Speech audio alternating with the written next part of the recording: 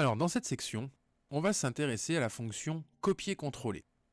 Donc cette fonction copier-coller, elle se trouve dans l'onglet collaborer. Elle se déroule ici, copier-coller. Alors, le principe du copier-coller, c'est de faire un doublon de certains objets qui se trouveraient dans un lien. L'idée, c'est de garder un œil sur des objets qui font partie d'une autre maquette, mais qui peuvent impacter le travail que nous, on fait dans notre maquette. Voilà. Alors, pour faire un copier-coller vers un lien, Revit propose d'abord de sélectionner le lien. Alors là, il faut cliquer n'importe où sur le lien. Alors ici, c'est facile, parce que dans cette maquette, on n'a qu'un seul lien. Voilà. Ici, Revit a détecté le lien, et il me propose d'effectuer des opérations de copier-coller. Alors, pour lancer un copier-coller, je vais utiliser cette fonction-là, copier. Si je veux faire un copier-coller sur plusieurs objets, je vais utiliser la fonction, l'option ici, multiple. Admettons que je veuille faire un copier-coller des appareils sanitaires qui sont dans la maquette de l'architecte. Donc je vais prendre ça, donc je maintiens CTRL enfoncé pour pouvoir en prendre plusieurs. Je vais prendre ça, je vais prendre ça, je vais prendre ça. Voilà, je vais prendre ça. Alors attention, parce qu'après, il faut dire qu'on termine d'abord notre sélection multiple. Voilà, donc là, il est en train de décharger. Et ensuite, alors là, l'onglet copier-coller, off, il est parti là, donc je vais le rechercher. Et il faut que je valide mon copier-coller.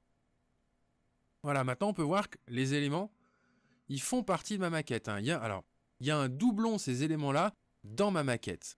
L'idée derrière, c'est de garder un œil dessus. Si par exemple, moi, je le bouge, par exemple, je le monte ou je le descends, voilà. Là, Revit, il va nous mettre des messages d'alerte. Et on est capable de suivre les modifications qu'il pourrait y avoir entre ce que moi je fais ou ce que l'architecte fait par rapport aux objets qu'on a mis en copier-coller. Donc, quand il y a une différence qui arrive, donc Revit met ce message d'erreur là, on peut aller les gérer ces différences. Si je retourne dans collaborer, ici, à côté de la fonction copier-coller, j'ai une fonction qui s'appelle révision de la coordination. Voilà. Donc c'est le même principe, je dois sélectionner le lien pour trouver les différences. Donc là, je vais cliquer sur un mur, voilà. Voilà, ça c'est la différence que moi, je viens de créer artificiellement en déplaçant le WC. Donc Revit me dit la position relative de deux dispositifs a été modifiée. Donc il est capable aussi de nous les montrer. Voilà, alors on va peut-être zoomer un peu pour mieux les voir. Voilà, donc ce qui se trouve chez moi et ce qui se trouve chez lui, chez l'architecte. Revit montre la position initiale, la position arrivée.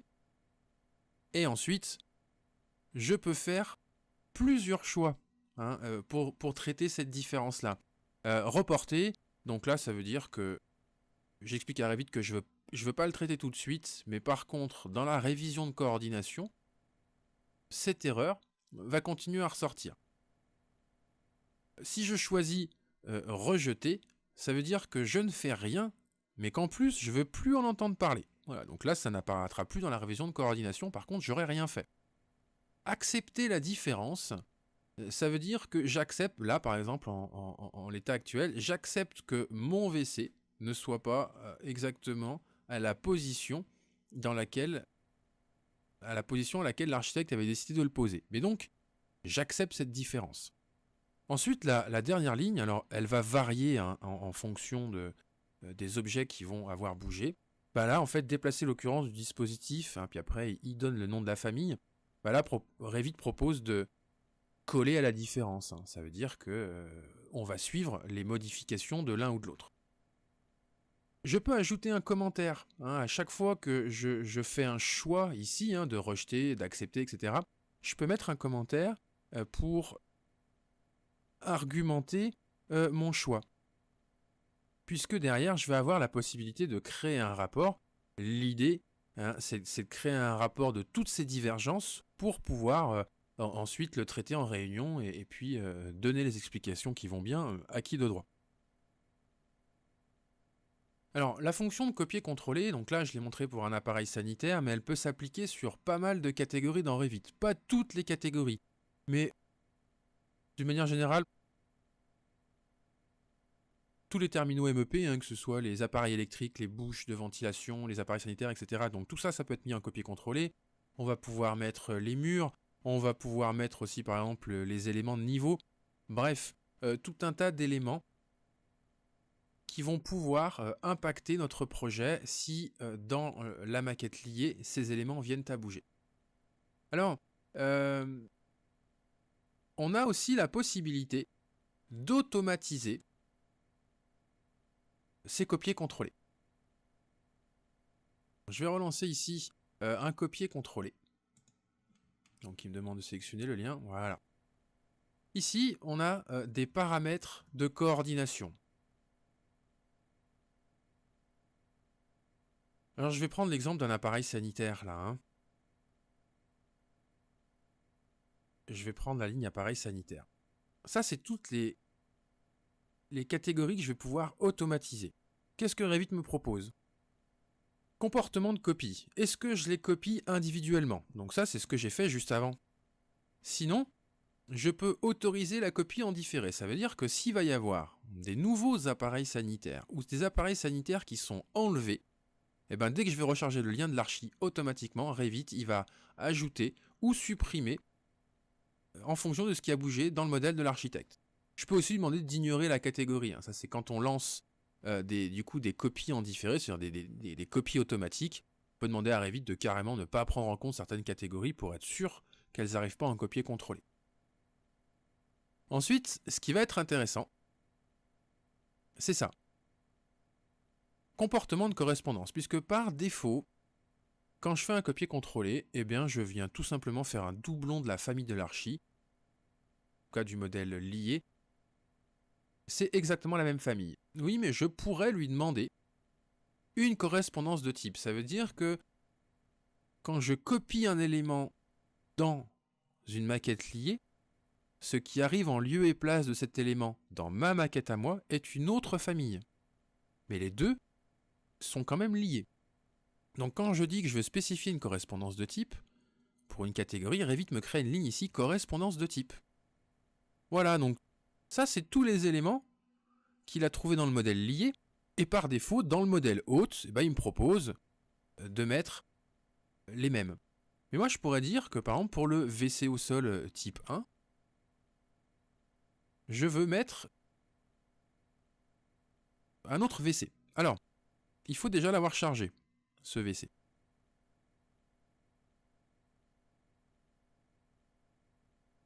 Je vais enregistrer et fermer, je vais aller charger une nouvelle famille. Voilà. Et je vais aller charger une famille de WC. Voilà. Donc WC-réservoir. Je vais retourner dans mon copier-coller. Je vais refaire des paramètres de coordination. Voilà. Hop. Correspondance de type, et je vais lui demander que le WC au sol soit substitué par mon WC avec réservoir. Je vais dire enregistrer et fermer. Alors ceux-là, je les ai déjà mis en copier-coller, hein, mais je vais aller à l'étage 1 par exemple. Je vais dire que je veux faire un copier-coller multiple de cet élément, cet élément, cet élément, cet élément. Je termine ma sélection multiple. Je termine mon copier-coller. Et là, voilà. On voit clairement. Alors, je vais masquer ça pour qu'on le voit un peu mieux. Voilà.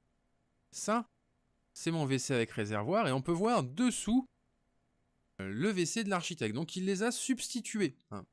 Alors, par contre, souvent, quand on a fait ça, on est un petit peu embêté parce que du coup, ça fait doublon. On voit l'élément de l'archi qui n'est pas le même, donc c'est pas très joli. Donc, dans ces cas-là, ce qu'on peut faire, c'est que dans les propriétés de la vue, hein, dans remplacement, visibilité, graphisme, on a le moyen de gérer du graphisme dans les liens. Donc je vais lui dire, ici, dans les paramètres d'affichage, que je veux personnaliser l'affichage du lien Revit et que concernant les catégories de modèles, je veux aussi personnaliser. Je vais tout simplement lui demander de masquer la catégorie appareil sanitaire. Alors, ça je vais le trouver dans... Oui, dans canalisation, je pense. Oui, appareil sanitaire, c'est là, voilà. Donc, je vais valider mon choix. Voilà, et là on voit plus que notre appareil sanitaire, mais c'est juste de la visibilité. Les deux continuent à être liés. Alors, on aurait pu... Les paramètres de coordination, on aurait pu les faire directement là, hein, sans lancer la fonction de copier-coller. Une fois qu'on a fait notre choix de substitution, voilà, je vais revenir dans le copier-coller. Donc on a créé nos paramètres de coordination. On a la possibilité de demander à Revit de faire une copie en différé. Ça veut dire qu'il va tout de suite aller faire les substitutions de ce que je n'aurais pas encore fait ou de ce qui resterait à faire.